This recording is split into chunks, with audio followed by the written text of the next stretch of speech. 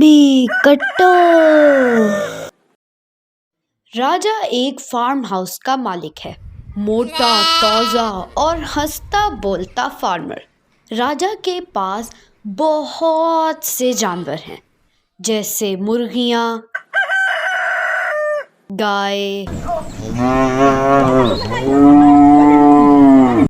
बकरियां और इस तरह दूसरे मुख्तलिफ किस्म के पालतू जानवर। राजा को अपने सब जानवरों से बहुत प्यार है। जैसे ही राजा सुबह के वक्त अपने फार्म हाउस में दाखिल होता है, सब जानवर चहकते हुए उसके इर्द गिर्द जमा हो जाते हैं। फिर राजा अपने सब जानवरों को प्यार करता और अपने हाथ से उन सबको मज़े मज़े के खाने खिलाता।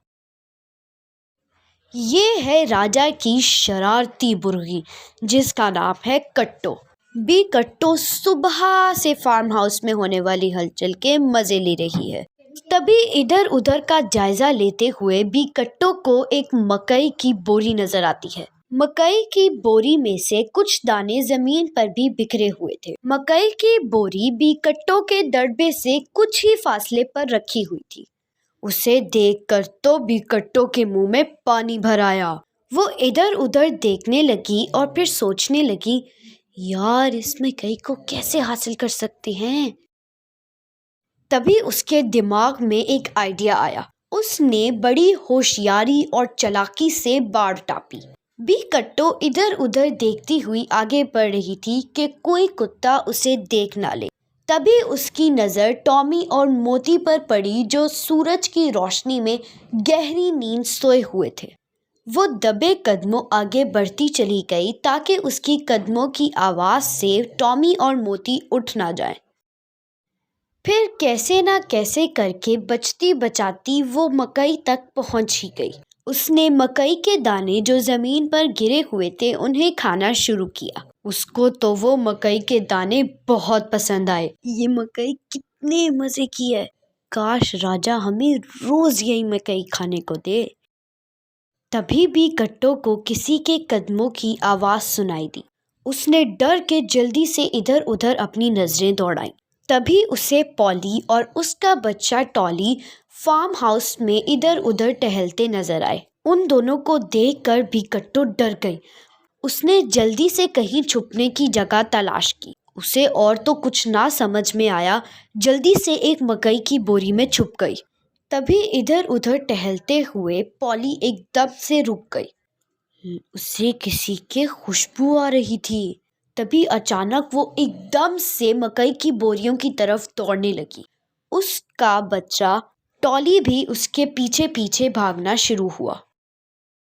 मकई की बोरियों तक पहुंचने के बाद पॉली इधर उधर देखने लगी। लगता है वो किसी को ढूंढ रही है। उसका बच्चा भी म्याऊं म्याऊं करने लगा।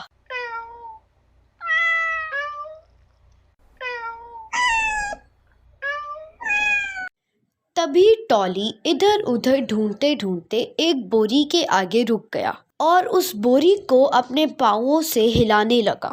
बी कट्टो ये देखकर और भी ज्यादा डर गई और बर्फ की तरह जमकर मकई की बोरी में बैठी रही और दिल ही दिल में दुआ करने लगी, बस ये यहाँ से जल्दी चले जाएं और इनकी नज़र मुझ पे ना पड़े। क्या ज़रूरत थी मुझे, अच्छा भला अपने दरबे में बैठी हुई थी।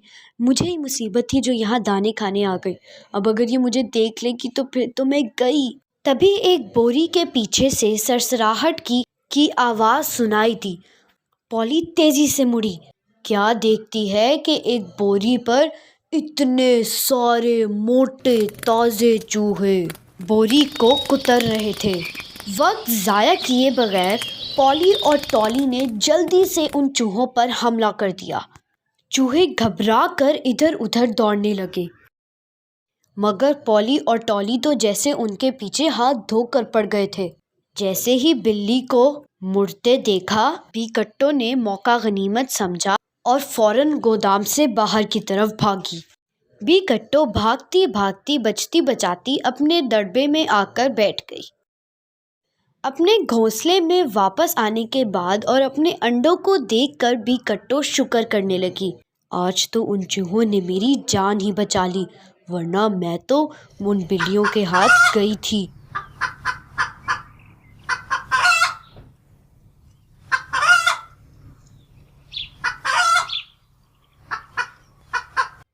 اگر آپ کو ہماری ویڈیو اچھی لگی تو ہمارے چینل کو سبسکرائب کریں، ویڈیو کو لائک کریں اور اپنے دوسرے فرینڈز کے ساتھ شیئر کریں۔ ملتے ہیں ایک نیو ویڈیو میں۔ Bye bye.